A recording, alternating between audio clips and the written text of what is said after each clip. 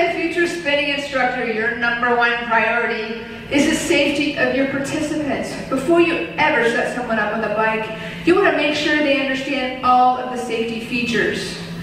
Every spinner bike is a fixed gear bike. What does that mean? Let me demonstrate. Look at the pedals going, the crank arms going, and the flywheel. When the pedals are rotating and the crank arms are turning, the flywheel is turning as well. This is an externally weighted flywheel.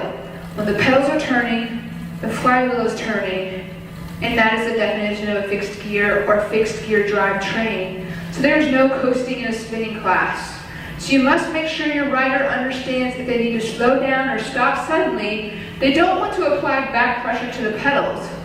There's only one way to stop this particular bike, and that's to use the resistance knob as an emergency brake, just like that. Notice the flywheel and the pedals stop moving. Explain to your riders that this resistance knob, while it does dictate terrain, if you turn it to the right, it adds your hills and your power. If you turn it to the left, it takes you back to some nice flat roads and lightens up the load. But it also doubles as their emergency brake, and they need to know where it is, how to use it, if they need to stop suddenly or slow down quickly. Pop pins, there are two. One for the seat or saddle height adjustment, and the second for the handlebars. Your riders need to know how to adjust these and to make sure they are secure so the handlebars don't slide down. And even more important, the seat doesn't fall down when they get on the bike or when they are riding.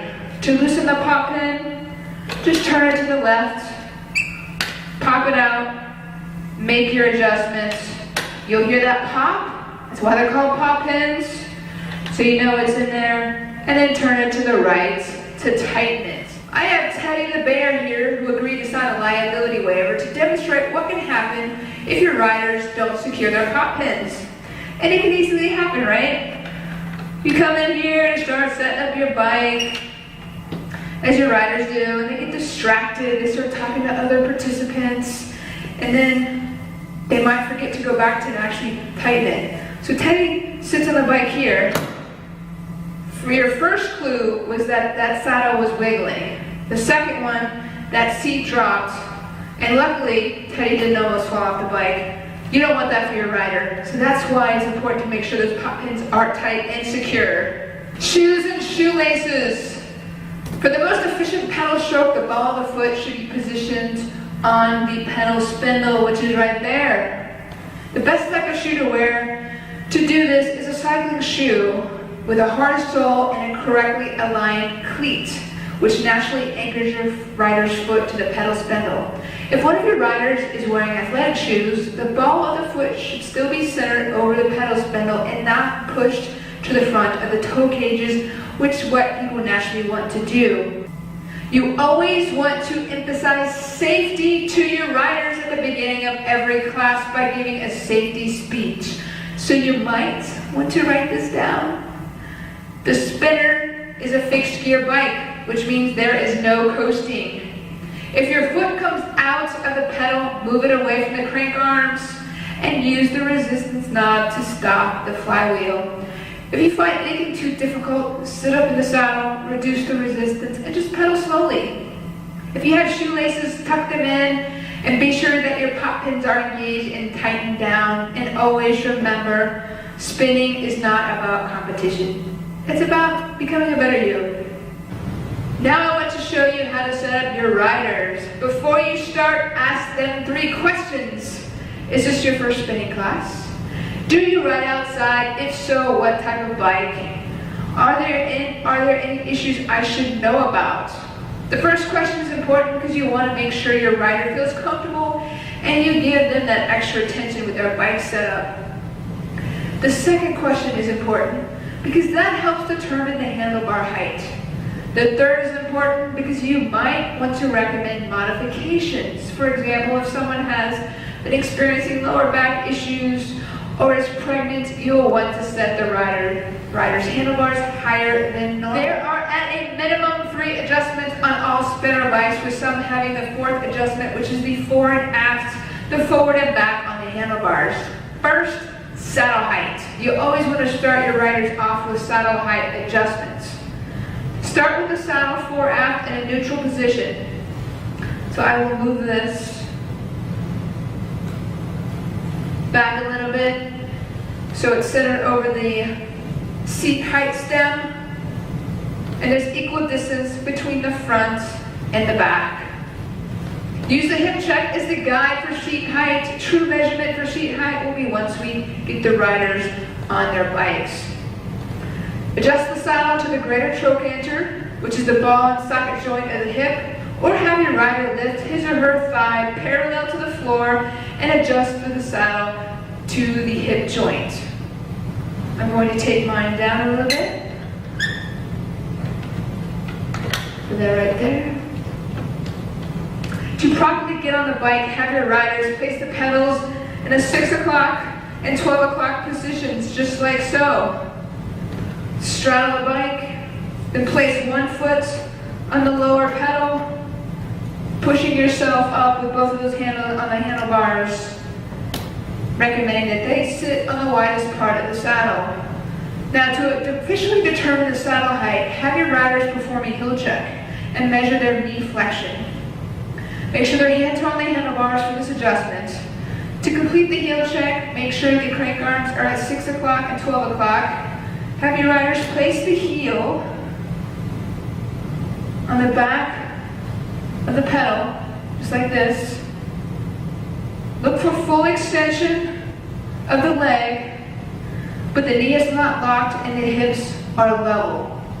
If it appears one of the riders has a leg that is longer than the other, fit to the shorter leg. Look at your riders from the front, the back, and both sides, just to make sure there's nothing glaring that you need to fix at this point. If the rider's heel doesn't touch the pedal, clearly the saddle is too high. If there is too much bend, the saddle is too low, so adjust your rider's saddle accordingly. I'm going to clip back in. To check their knee flexion or knee angle, have your riders place the foot into the toe cage or clip in, ensuring that the balls of their feet are over the pedal spindles. To measure this, you can buy a goniometer, which is what I have here, which is a fancy word for angle measurer. I get this off of Amazon for less than $10, or you can get the spinner or the spinning bike fit tool from spinning.com website if it's available. I have mine marked.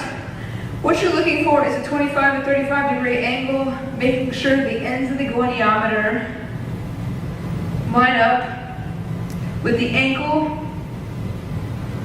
and the hip joints. The second adjustment is the saddle fore and aft. Make sure your crank arms are at the 3 and 6 o'clock positions. On that forward leg, use a plumb line for the measurements. Have your rider identify their own tibial tuberosity. Have them put their hand on their knee and find that bone that's just below that. That's the tibial tuberosity and where we want to place the plumb line. The plumb line should fall directly over the ball of the foot at the pedal spindle. So I'm going to put mine here, and it looks like mine is just a little bit off, so I will make the adjustment accordingly. And just like having improper saddle heights, a fore-aft setting that is too close or too far back can cause knee and back problems. The third adjustment is handlebar height. Handlebar height on a spinner bike is for comfort and should be set to the height of the saddle or higher. So make sure your rider's handlebars are placed in a position that allows for natural extension of the arms, relaxation in the shoulder girdle, and comfort in the torso for optimal breathing. Elbows should be slightly bent so your riders aren't straining to reach the bars. Raising the bars brings them closer, while lowering them puts them farther away. If your riders are new to the spinning program, have lower back issues, or are pregnant, the handlebars should be raised accordingly. If the spinner bikes have the fourth adjustment, which is the fore and aft of the handlebars, make sure you show them how to adjust it. On these, we're lucky enough to have that. Just turn the knob to the left to loosen it up, adjust accordingly, and turn it to the right. That way, you get additional comfort if needed. Clubs should have a log system to document students' bike setup numbers. If not, Recommend starting something like that to your management at the facility you teach at. As an instructor, you should always check to see if your riders have a water bottle so they can stay hydrated through the ride, a towel to make sure they can wipe off their sweat, and their hands so they don't slip on the handlebars, their toe straps are snug, and their shoelaces are tucked in so they don't get caught in the pedal spindle.